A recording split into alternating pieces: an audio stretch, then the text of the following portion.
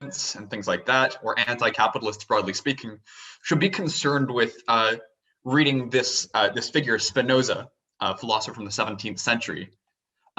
Just as a brief overview of the structure of my talk, I'm going to start off with giving a brief biographical introduction to the character of Spinoza, and then I'm going to go on to introduce a criticism that was launched against him by Marx, which really highlights one of the leading impressions on Spinoza that people tend to get after looking at his major work, The Ethics. I'm then going to look at some of the influence that Spinoza's work has had on intellectual history and the history of political theory and Marxism, before zooming in specifically on two important contributions that contemporary theorists like Negri and Hart are capable of drawing from Spinoza's work at large. So here we go. Benedictus de Spinoza lived from the years 1632 to 1677 in The Hague in the Netherlands. Growing up, it's remarked that he was a very good student, and within the Jewish community, The Hague, his teachers always encouraged him to grow up to become a rabbi, so a religious leader. However, he began espousing a set of views, which I'll get onto in a moment, which were responded to by the synagogue of The Hague with a herem, or an expulsion from the Jewish community, what we might also call an excommunication. And then after this, he became a lens grinder. And it was that occupation which was ultimately responsible for his death at a relatively young age. He was very well renowned as a lens grinder, and such that Leibniz, for example, another important scholar from this time, when he was writing a tract on the nature of human perception and the function of the eye, the first person that came to mind for him to come into contact with was Spinoza, supposedly because of the quality of his lenses, I guess. During Spinoza's life, if we want to look at him from a political angle specifically, an influence on him from his sort of early to midlife was the character of Adrian Corbach.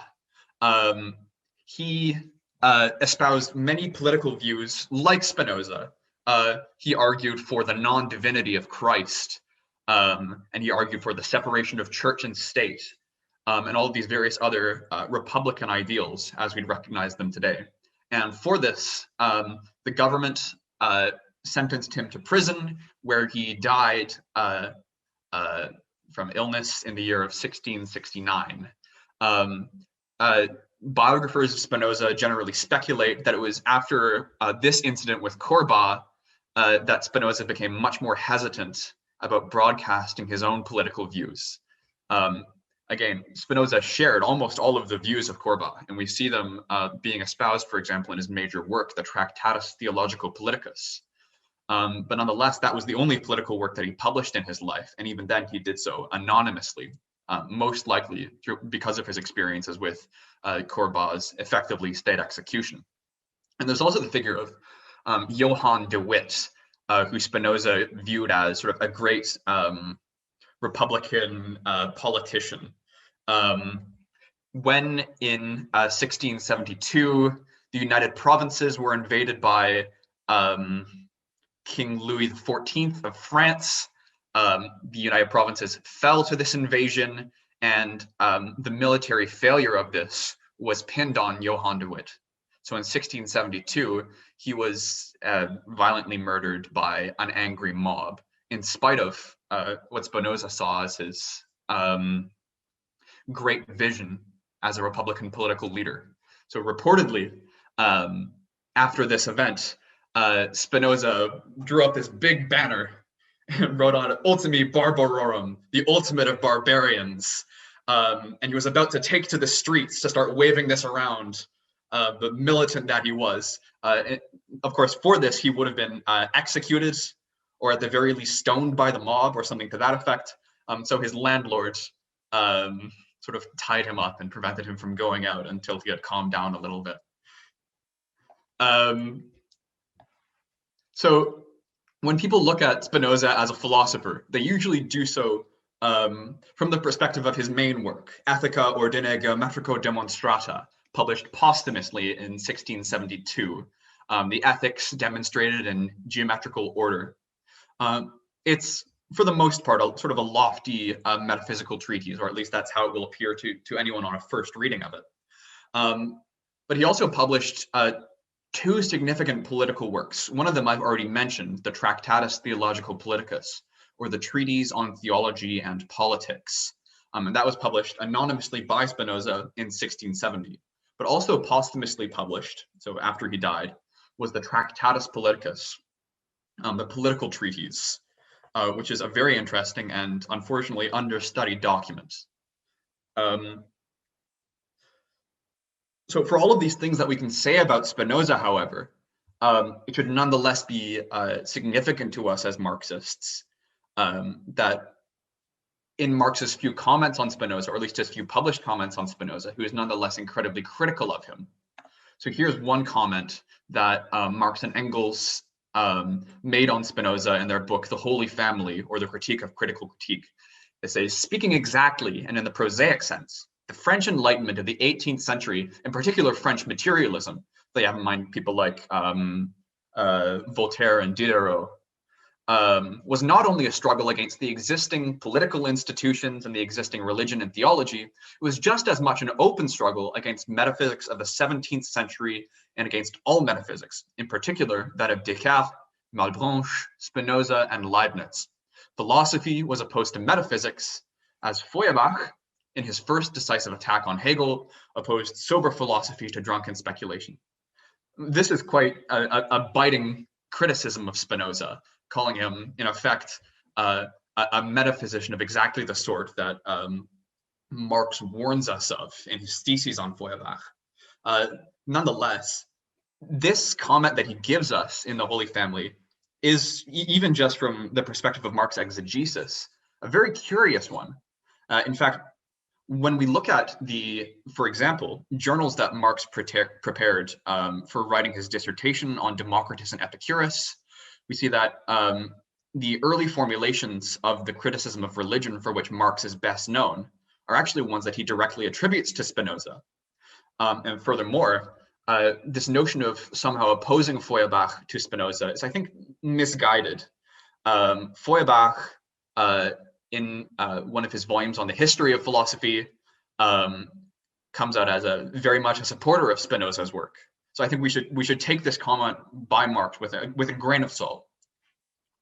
But again, it's hard not to at least see some validity in this impression that Marx communicates to us. But one thing I want to do to try and challenge it and to suggest some of the ways in which it might be mistaken is to show just very briefly that the ethics deserves not just to be counted as Spinoza's magnum opus, his main work. It also deserves to be considered as one of his important political contributions, or contributions to political theory.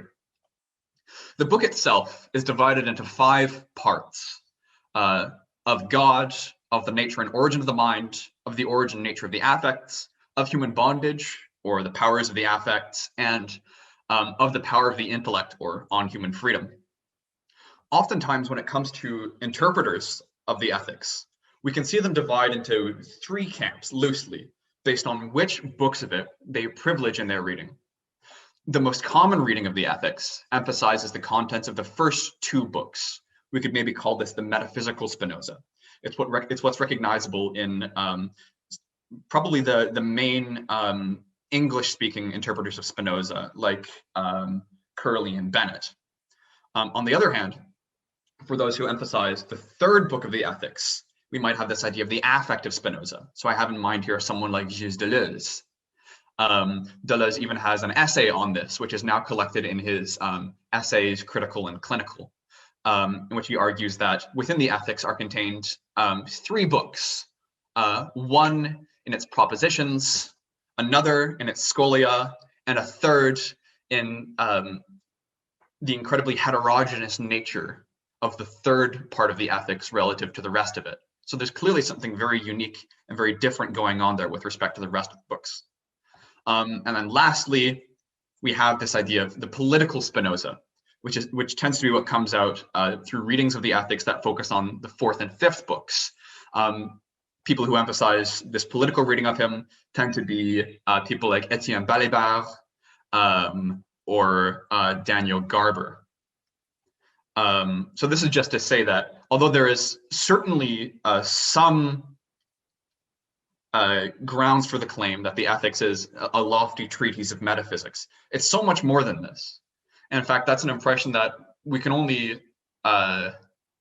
remain in total support of insofar as we restrict our reading of it more or less just to the first two books. But even this way of divvying up the ethics isn't quite correct. Spinoza is perhaps the greatest of all the systematic philosophers from the history of Western philosophy. What I have on the screen right now, each dot in this diagram is a proposition from the ethics from part 1, 2, 3, 4, and 5. And it shows how each of the propositions is referenced in or used by the propositions in the other parts.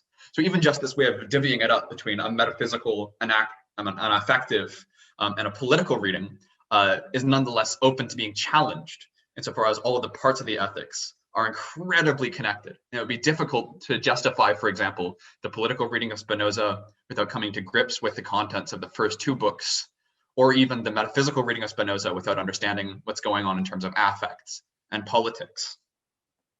With this aside, though, we can have some notion of what Spinoza could be as a political thinker, or what it could mean that the ethics isn't just a book on metaphysics, but is also a book on political theory. But where does this get us? How has this notion been used in intellectual history by Marxists and critical theorists? Well, I have on the screen now some important books, I think, in the history of critical theory, or at least in anti-capitalist radical thought, all of which owe an incredibly important debt to Spinoza's work. Maybe the most significant books that I have here are Feuerbach's The Essence of Christianity. So I mentioned earlier that Feuerbach was something of an admirer of Spinoza, but I also have Rosie Berdotti's The Post-Human. Berdotti openly calls herself a Spinozist. Gilles Deleuze and Félix Guattari's A Thousand Plateaus, one of these landmark books of sort of French critical theory coming out of the 1970s, but also Essays in Self-Criticism by Louis Althusser. Althusser was also a part of this French revival of Spinoza. And then the most recognizable recent contribution to critical theory from the side of Spinozism is Michael Hart's and Antonio Negri's Empire. Negri is most known for this work, but it's nonetheless worth remembering that prior to his work on Empire with Michael Hart and Commonwealth and Multitudes and Assembly, he also wrote a major work on Spinoza called The Savage Anomaly, or The Power of Spinoza's Metaphysics and Politics. And then on top of these, we should also remember the comments given on Spinoza by Georgy Plekhanov, the so-called father of Soviet Marxism, and Louis Althusser. Plekhanov said, the Spinozism of Marx and Engels was indeed materialism brought up to date. And Althusser, in his Essays on Self-Criticism, says, we can regard Marx as Spinoza's only direct ancestor from the philosophical standpoint. But all of this would seem to introduce to us an even more pressing question, which is, we can point out all of these various ways in which Spinoza has been used in political theory. But why should that matter? Surely we have enough books, we have enough theory at this time. We need to understand what Marxism's relation to theory is specifically in order to get an understanding of why we should be reading Spinoza of all people. This question is one that always reminds me of a comment by Grigory Zinoviev, writing about Karl Korsch's Marxism and philosophy. He said, if we get a few more of these professors spinning out their theories, we shall be lost. And it's hard not to see some resonance between that sentiment and the calls by various academics and intellectual historians, amongst whom I might count myself, to read someone else. Althusser's call to read Machiavelli, or my call to read Spinoza. So once more, we have this question following from this of why should we be reading at all as Marxists? And here are some thoughts on that. For one, we might think it's a politically important exercise to remember our history. A well-recognized method of analysis in the history of Marxist political thought is one that traces our current conjuncture through its causes throughout history. So the famous Soviet psychologist Lev Vygotsky refers to this as the genetic methodology, one that tries to explain something by understanding how it emerged as it is out of its historical circumstances. And that sort of relates to this second way of maybe answering the question of why we should be reading. Because maybe reading historical figures can help us to understand how we arrived at our situation today. But both of these motivations seem only to make sense within this ultimate idea, or this ultimate motivation of learning new strategies for responding to the present. After all, we are trying to overthrow capitalism. And we, as Zinoviev has it, we would be lost if we no longer had contact with this incentive. As perhaps a coherent statement then of why we should be reading Spinoza in light of these thoughts, I want to provide a comment once more from Althusser and from his essays in self-criticism. He says, if a reason, one single and therefore fundamental reason must be given, here it is. We made a detour via Spinoza in order to improve our understanding of Marx's philosophy. To be precise, since Marx's materialism forced us to think out the meaning of the necessary detour via Hegel, we made the detour via Spinoza in order to clarify our understanding of Marx's detour via Hegel. A detour, therefore, but with regard to another detour. What Althusser is really getting at here is it's well recognized in Marxist political theory that there's something important to be learned about Marx by looking at him through Hegel. What Althusser is nonetheless recommending here is that unless we do so by means of a third figure, what we could imagine Zizek calling a vanishing mediator, we will be lost. We'll end up falling into a nonetheless idealist way of reading Hegel. And Althusser seems to think that reading Hegel via Spinoza can steer us clear of that way of approaching Marx via Hegel, that is via Spinoza. So with that out of the way, and with perhaps some notion of why we should be reading Spinoza in at least a minimal sense, what are some of the things that can be gained from doing so? I'm going to look at two specific concepts here, which are recognizably Spinozistic and which I think are important for our current political conjuncture. The first of these is anti-legalism. Anti-legalism is a way of understanding the relation between people and the state, perhaps, or between people and power that runs in tradition contrary to Hobbes, Rousseau, and Hegel. They're often referred to as the legalists. This tradition runs from Spinoza through Machiavelli and ultimately terminates in the figure of Marx. This is what Deleuze has to say on it from his preface to Negri's book, The Savage Anomaly. He says, Spinoza's fundamental idea is that there is no need for mediation in principle to establish the relationships that correspond to forces. On the contrary, the idea of a necessary mediation belongs essentially to the legal conception of the world found in Hobbes, Rousseau, and Hegel. So what we have in Spinoza, once we take up this anti-legalist way of reading him and of reading political theory via him, is this notion that in order for instance, the proletariat to control power, they don't require the mediation of that power by a third party, maybe a union or a party in the Marxist-Leninist sense. If we approach Marx via Hegel, it's easy to come back into this legalist understanding. I think it might be significant, perhaps, that Lenin, of all people, believed that reading Hegel was so important to grasping Marx in a way that was appropriate to revolution.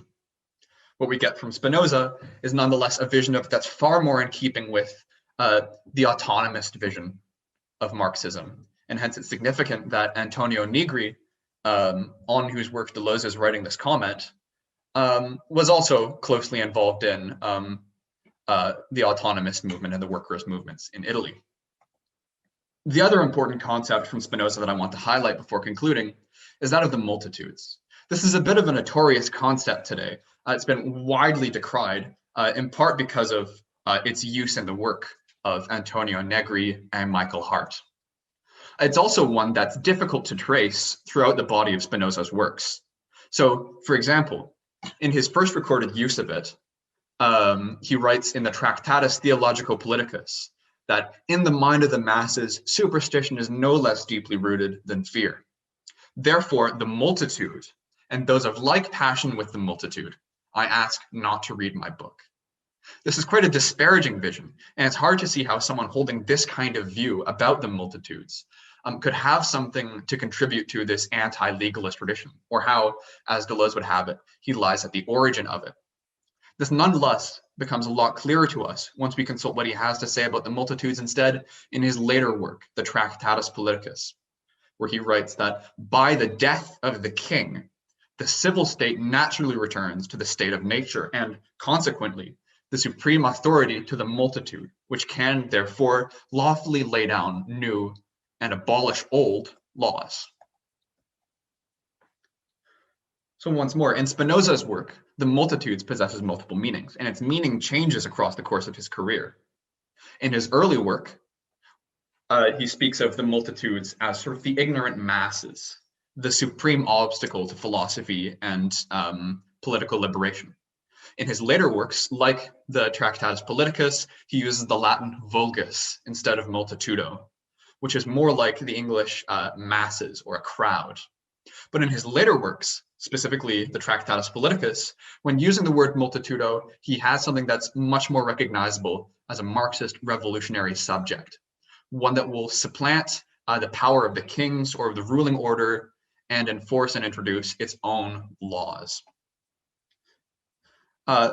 Alongside Spinoza making different uses of the term multitudo, or the multitudes, different uses have been made of it by modern readers of Spinoza. Warren Montague, an important reinterpreter who follows in the tradition of Althusser, suggests in his book Bodies, Masses, Power, Spinoza and his contemporaries, that the vulgus multitudo dichotomy maps pretty well onto Marx's lumpenproletariat and proletariat dichotomy. The benefit of using Spinoza's terminology instead of the more strictly Marxist one is that it carries with it no risk of falling back into the legalist or Hegelian tradition of political thought. The most famous use of the multitudes in contemporary political theory is nonetheless by Antonio Negri and Michael Hart, who think that a return to Spinoza is one of the few ways of us understanding our incredibly complicated, they call it postmodern political situation, insofar as the multitudes is a disunified political subject, which can exist and act autonomously without the mediation of an overriding authority. So just as a quick summary of my points from this talk then, I've hoped to show that Spinoza's thought, alongside the various things that we can say about it, is political to its core, despite readings of the ethics that might view it principally as a lofty metaphysical treatise. Furthermore, there is a perhaps underexplored and productive relation between Spinozism and Marxism. It's one that is guided in part by an understandable reading of Marx, for instance, in The Holy Family, but one that once we start reading Marx and Feuerbach and Spinoza more closely reveals itself to be somewhat misguided. Thirdly, as Althusser reminds us, detouring via Spinoza leads to an anti-legalist, that is, we could say anti-representationalist view of the Marxist political subject. I've left open in my talk what the precise problems are with representationalism. That's an interesting topic on its own, but it's one that I think I'll have to leave aside here. That's the extent of my talk, and I just wanted to close with a quote that I've always thought was slightly humorous. Abraham de Borin was an important philosopher in Soviet Russia, also very interested in Spinoza. And the conclusion of an article that he wrote called Spinoza's Worldview, he writes the following: I shall not attempt to speculate as to what Spinoza might have been if he had lived in our time. For me, in any case, one thing is not open to doubt. Spinoza would never have been an agent of the League of Nations. Thank you.